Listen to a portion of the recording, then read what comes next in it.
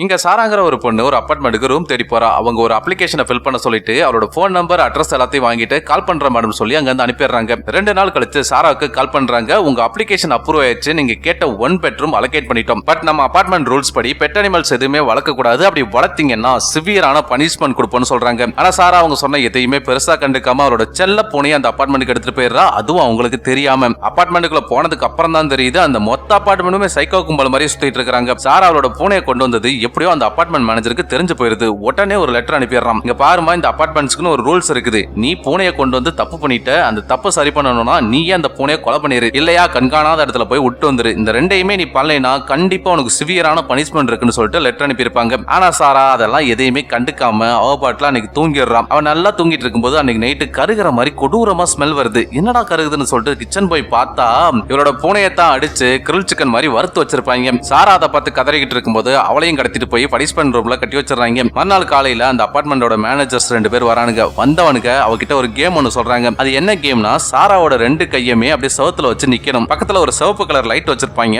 அந்த லைட் ஆன்ல இருந்துச்சுன்னா அந்த கையை எடுக்க கூடாது, அந்த லைட் ஆஃப் ஆச்சுன்னா கையை எடுத்துக்கலாம். இதுதான் கேம்.